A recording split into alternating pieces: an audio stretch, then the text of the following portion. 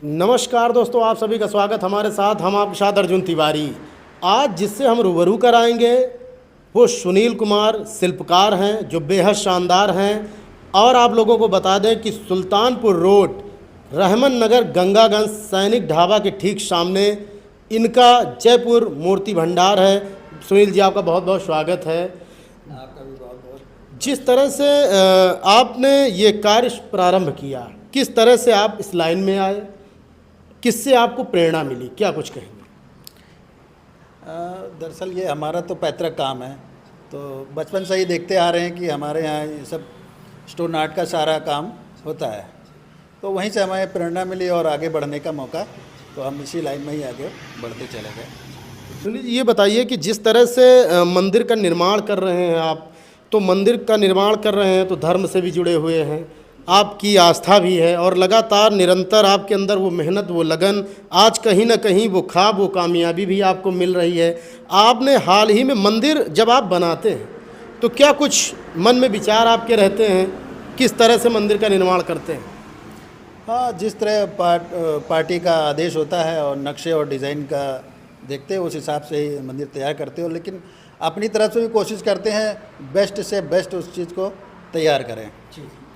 सुनील जी, एक और मेरा सवाल है कि हाल ही में अभी आपने देखा कि हमने उसकी खबर भी चलाई थी, आपने रामगंज में एक मंदिर बनाया है, काफ़ी शानदार है, शंकर जी का। और जो ये मूर्तियां हैं इनको भी तराश के आप स्वयं अपने हाथ से निर्माण करते हैं? हाँ, खुद भी बनाते हैं और कारीगर से तैयार भी कराते हैं, क्योंकि देखिए और भी काम रहते हैं तो उसमें ज़्यादा समय नहीं दे मिलता है। इस वजह से समय को देखते हुए कारीगरों से भी तैयार कराते हैं, स्वयं मौका मिलता है तो हम स्वयं भी तैयार करते हैं। सुनील जी, ये बताइए कि किस तरह के संघर्ष रहे, क्योंकि काफ़ी लंबा समय हो गया है और हमारी आपकी मुलाकात काफ़ी पहले हुई थी, तो क्या कुछ कहना चाहेंगे? इतने अंतराल में क्या कुछ देखा, क्या कुछ लोगों को कहना चाहेंगे जो कलाकार हैं, जो शिल्पकार बनना चाह रहे हैं, उनके लिए क्या कुछ कहना चाहेंगे? इसके लिए एक अपॉर्चुनिटी है कि अगर कुछ लोग आना चाहें इस फील्ड में आ सकते हैं। बढ़िया रिस्पांस है, तो मेरे ख्याल से अगर इस लाइन में अगर भविष्य बनाना है तो कुछ चीज़ें पहले थोड़ी बहुत सीखनी पड़ेंगी, आना पड़ेगा, समझना पड़ेगा, और धीरे धीरे ही कामयाबी मिलेगी। एकदम से चीज़ें नहीं हो पाती। जी, जिस तरह से देखा गया है कि इस समय योगी की सरकार भी है, आपने देखा है कि मंदिरों को काफ़ी महत्व दिया जा रहा है, तो क्या सरकारी जो टेंडर्स हैं, जो काम है, वो आपके पास आ रहे हैं? हाँ, थोड़े बहुत आ रहे हैं, उनको कोई निपटारा भी करा रहे हैं, काम को करवा रहे हैं उनको, और जो भी आता है काम उसको पूरी लगन और शिद्दत के साथ करते हैं।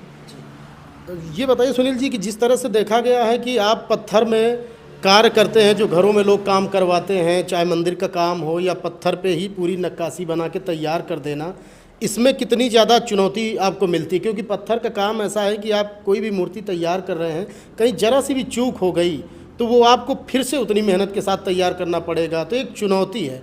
इसको किस तरह से हैंडल करते हैं? हाँ, चुनौती भरा रहता है। देखिए, स्टोन आर्ट में क्या, थोड़ी बहुत अगर गलती हो जाती तो फिर उसको सुधारना बड़ा मुश्किल होता है, तो पूरा रिप्लेस ही करना पड़ता है, तो उसको इस हिसाब से बनाना पड़ता है कि तराश के उसे कि गलत ना होने पावे, तो उसी हिसाब से अपना धीरे धीरे करके ही उसको निर्माण किया जाता है ताकि गलतियाँ उसमें ना होने पाएँ। सुनील, ये बताइए कि जो परिवार हैं, जो लोग हैं जिनको आपने रोज़गार दे रखा है, आपके साथ जुड़े हुए हैं, कितने लोग हैं जो आपके पास काम कर रहे हैं, उनको लाभ मिल रहा है? और जो परिवार है आपका, लगभग शायद मूर्ति में ही वो लोग भी हैं, तो क्या कुछ कहना चाहेंगे उनके लिए?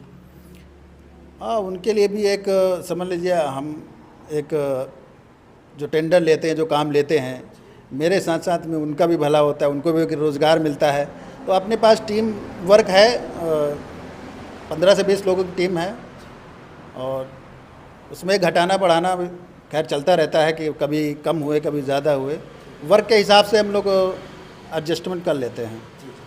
पत्थरों के मामले में राजस्थान से खूबसूरत शायद कोई दूसरा राज्य नहीं है, तो वहाँ पर कैसा तालमेल है आपका? किस तरीके से वहाँ पर जा कर के पत्थर का चुनाव करते हैं? क्योंकि होता क्या है कि जैसे आपने देखा कि आप किसी ने काम आपको दिया तो पत्थर की जो क्वालिटी होती है उसमें कहीं बदलाव तो नहीं है, या आप स्वयं जा कर के वहाँ निरीक्षण करके उनको खरीदने का काम करते हैं? क्या कुछ कहेंगे? पत्थर के विषय में देखिए तो जो है कि स्वयं देखना ज़्यादा उचित रहता है। तो वो ज़्यादा बढ़िया रहता है कि जो है स्वयं जा कर के आप जो है पत्थर का चुनाव करते हैं, वो ज़्यादा बेहतर है। पार्टी के लिए भी अच्छा है, अपने लिए भी अच्छा है, अपनी रेपुटेशन बनी रहे, ताकि भविष्य में किसी प्रकार की दिक्कत ना आए, ये चीज़ें रहती हैं।